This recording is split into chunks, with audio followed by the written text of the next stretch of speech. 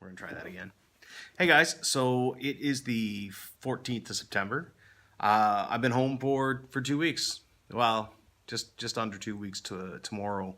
Tomorrow will be exactly 2 weeks. Um, Kind of took that 2 weeks as soon as I got back here to just try and get my head into school, try and get settled.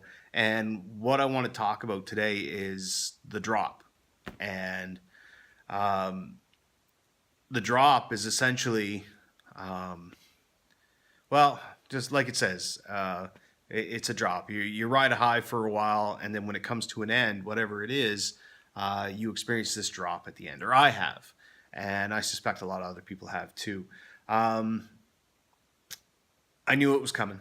I definitely knew it was coming after 2.5 months on the road doing what I was doing. Um, so essentially,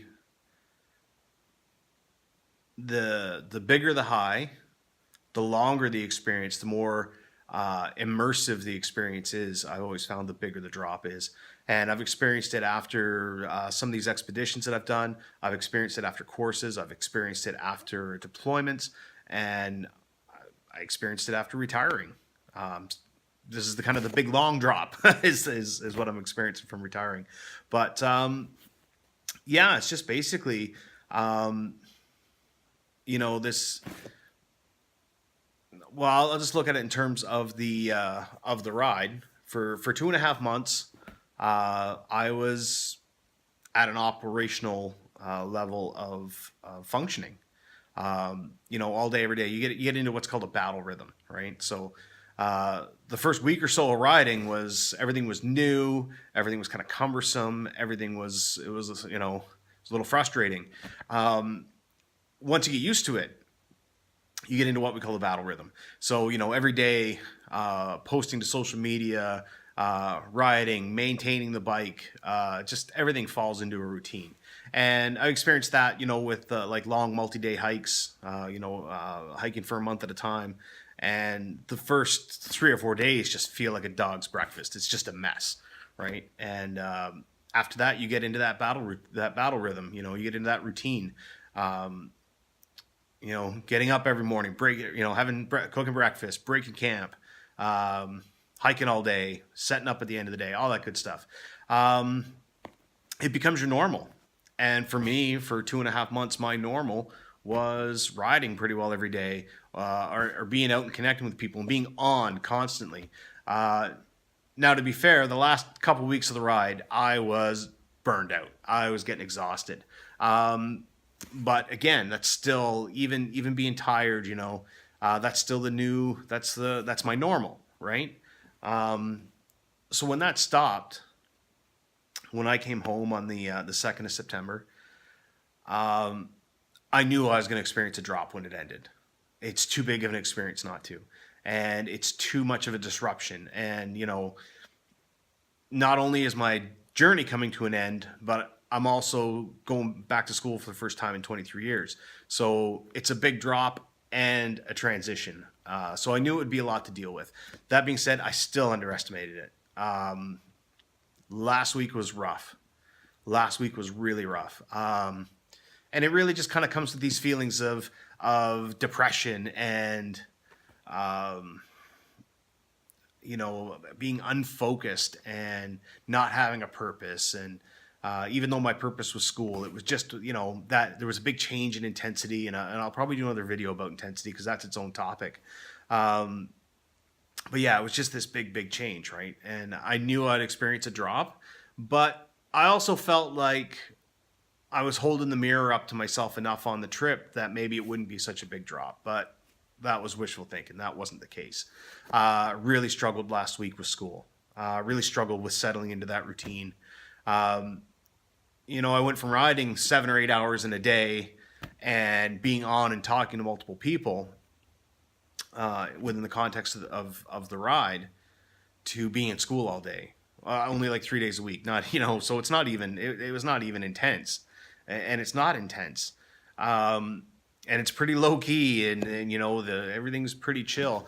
But I was coming home just exhausted, just mentally exhausted and in a completely different way. And yeah, there's definitely some depression creeps in, and a lot of these other feelings, just um, and that feeling of having a higher purpose to what I'm doing, that was kind of that wasn't there, and so yeah, I experienced a big drop, and now that being said, I came to it with a little bit of mindfulness, a little bit of awareness, and definitely some previous experience. In 2015, when I hiked from Niagara to Owen Sound, I was on the trail for 28 days. And when I came off the trail, I sank into a terrible, terrible depression.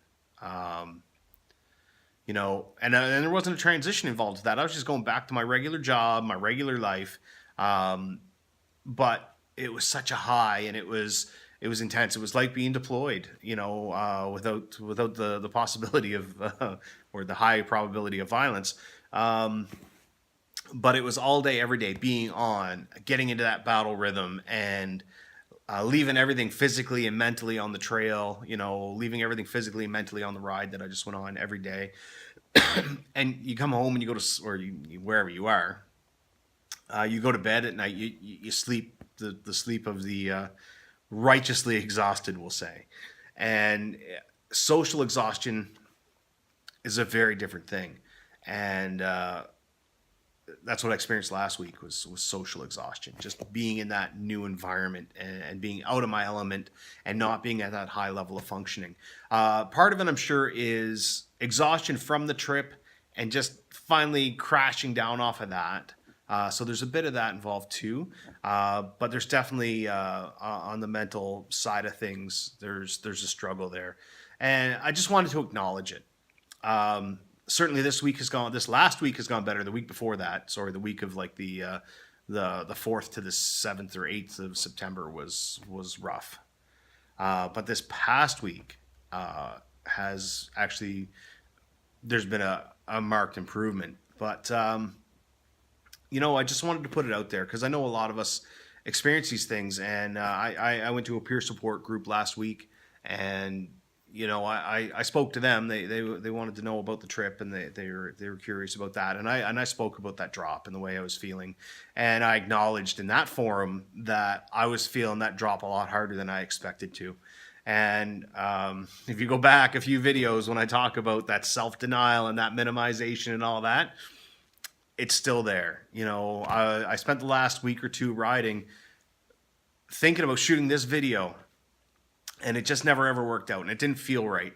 And the reason it didn't feel right is because I was trying to talk about it before it happened, I think. And I was kind of kidding myself, and kind of saying, oh well, it won't happen this time because I'm aware of it, and all this other bullshit. That's what it is. I was lying to myself. That won't happen this time. No, I'm onto it. I got this other mission to go on to, and definitely having a task and a mission after the ride is good. It's perfect. I came back from my hike on the Bruce Trail, and I didn't have a mission. I didn't have a goal. I was just going back to work, and work was just marking time. So that was terrible. It was terrible to not go on and have any further goals. So I came back off of this, having to manage a transition, but having a focus and having a mission. And that mission is to go to school.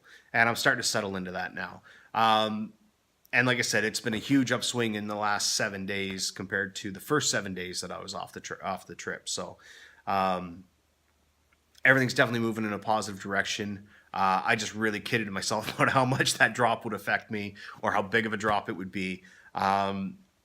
So as per normal, yours truly got taken to school. It happens often. There it is. But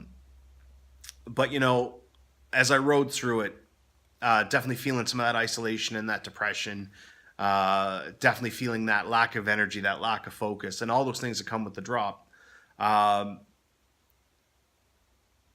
Even knowing all those things, and knowing that I was going to be okay, and knowing that I was going to get through it, and knowing that I had more to go on to, it was still a struggle. And, and I'm not through it yet. There's more struggling to come. I know that. And a big part of this whole trip, wanting to get out, wanting people to talk about their struggles, is speaking about my own experiences with transition. I think it's important for me to speak about it, because otherwise, I'll be honest, if I wasn't sharing it with you, there's precious few people I'd be sharing it with, and that's no good. The other thing is my hope that somebody, if somebody identifies with what I say, and they can say, hey, okay, this is maybe what I've got to look forward to, or I felt that too. And yeah, that's so that's the drop, And the other time I experienced the drop really heavy was coming back from Afghanistan. I returned mid-November, and all the leave I didn't use while I was in Afghanistan, and then Christmas leave that comes up, and then all kinds. So I had about 60 or 70 days off. I had almost 2 months off, and I didn't have a plan for that time. I had nothing to do with that time, and I played a lot of video games and did a lot of nothing, and put a huge strain on my marriage. I was depressed. Everything just went to hell, and I wasn't aware of that then. I wasn't aware that I was going to experience that then, and that lasted, months. I came off the trail, and that lasted for months. That lasted a couple months for that time. So now, like I said, I feel like I'm coming out the tail end of it. I get taken to school often. I get taken to school for the same lessons, but you know what? Every time I come through them, there's more awareness coming to the front end, or there's more self-awareness that comes ahead of the experience, and definitely there's lessons learned and there's gains made every time I go through it, and I'll experience it again. I'll experience it the next time I do big adventure treks, wherever I go, whatever I do. But yeah, I just wanted to share that. I wanted to share that for the last couple of weeks. It's been a struggle to settle into school, and like I said, I've got there'll be a piece on intensity coming, because there's definitely a different way that we as veterans that I've seen, or certainly me personally, but there's a difference in intensity, and there's a difference in expectations, and all those things. So that's its own couple of minutes. So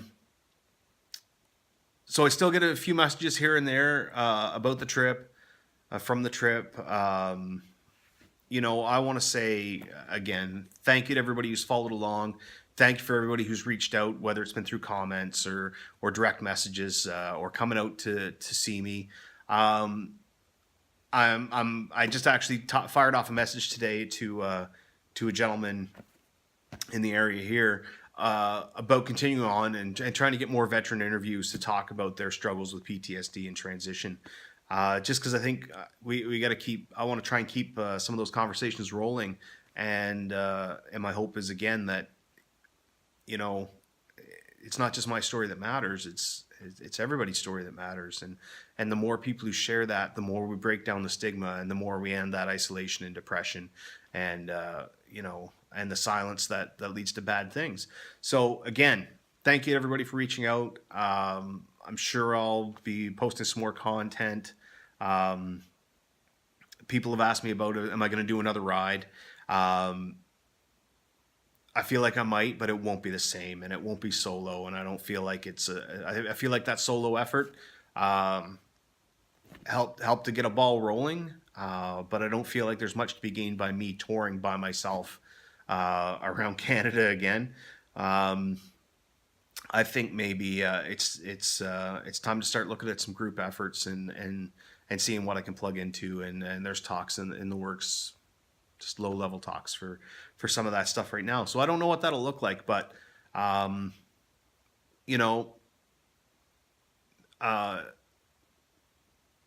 the more people who are involved in these sorts of endeavors, and the more people who share, the more powerful it is. And there's so much more that can be accomplished as a team than I myself can do. So all that to say, I don't know what the future looks like. But I definitely feel like reaching out to veterans and first responders and people affected by trauma is, and people who exist in these subcultures like first responders, so EMT, fire, police, nurses, dispatchers. You know, there's a whole lot of us that that are. I'm not saying your average everyday Canadian isn't affected, because they can be, but these are the subcultures where it's even harder to talk about it, and we're exposed to more instances of trauma. So we're the potential to be affected, or to be affected over a long time and not have time to process it, lies there. And I think you know, it's time to start exploring that, and it's time to start getting us as members of those subcultures to talk about it. So I'm going to be trying to do some of that coming up. But yeah, I'll definitely be sharing more of my transition as it happens, as I become aware of things. That's really what I'm working at, is becoming aware of things, and actually getting used to expressing things outwardly, because I'm not that good at it. I haven't practiced that. That's not been a skill I've practiced. So anyway, thank you to everybody who was involved with the trip in whatever way you were involved. Thank you for everybody who supported me. Thank you for everybody for following along and encouraging. And I will most certainly talk to you later.